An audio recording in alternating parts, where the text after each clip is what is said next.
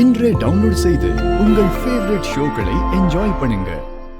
அண்ணே, என்னண்ணே இந்த சிலை நெசமாவே மனுஷன் உட்கார்ந்திருக்க மாதிரி இருக்கு? ஆமால, இப்பதான் இந்த கம்ப்யூட்டர்ல 3D பிரிண்ட்லாம் வருதுன்னு சொல்லுதாவளா.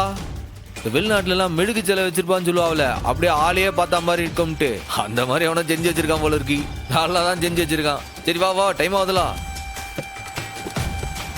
பாத்துல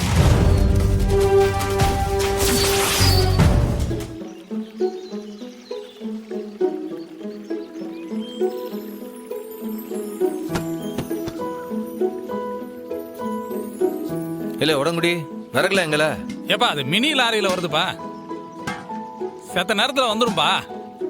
சின்னையா, சடங்கு சாங்கியம் எல்லாம் ஒண்ணு கூட விடக்கூடாது. அம்புட்டியும் குறை இல்லாம செஞ்சிடணும், பாத்துக்கோங்க. சரித்தா, அதுக்கு தானே நான் இப்போ வந்திருக்கேன்.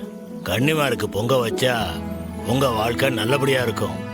பிறந்த மக்களும் வாழ வந்த மக்களும் ரொம்ப நல்லா இருப்பாங்க. தாத்தா, இந்த சாமி எல்லாம் ஆறு உருவாக்குனது? யாரும் உருவாக்கல அத்தா. பல தலைமுறைக்கு முன்னால உசுரோட இருந்த நம்ம சொந்த பந்தம் தான் இவங்க எல்லாம். ஆமாத்தா, இவங்க நம்ம வம்சத்துல பிறந்து வளர்ந்தவங்க. கண்ணிகளையாம இறந்து விட்டாங்களா, அதான் சாமியா வச்சு கும்பிடுதோம். அவங்க மனசு நொந்து சாபம் விட்டுறக்கூடாதுன்னு தான் இம்போட்டு பூசையை நான் பண்ண சொல்றேன். பொம்பளை பிள்ளைங்க மனசு மட்டும் கோணாம பாத்துக்குங்க. தாத்தா, நான் என் கண்ணுக்கு கண்ணா வச்சு என் வீட்டுக்காரிய பாத்துக்கிறேன். அதே மாதிரி புருஷனை பொண்டாட்டி கை நீட்டி அடிக்கிறது தப்பு தானே? அத கொஞ்சம் எடுத்து சொன்னா நல்லது தானே? ஐயோ, நீ போய் ஏற்பாடு பண்ணு. புருஷனை பொண்டாட்டி அடிக்கிறதா? அது பெரிய பாவமாச்சே.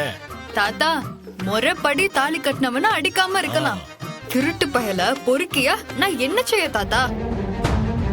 அதுவும் பொம்பளை கிட்ட வந்து பொறுக்கித்தனத்தை காட்டுறவன நம்ம என்ன செய்யணும்? விளக்கமாத்த கொண்டு உச்சி மண்டையில 4 சாத்து சாத்தணும். அதத்தான் நானும் செஞ்சேன். அம்புட்டுதான். திருட்டு தாலி கட்டுமனா அடிக்கிறதுல எந்த தப்பும் கிடையாது. அவன் கூட சேர்ந்து வாழ்றதுதான் தப்பு.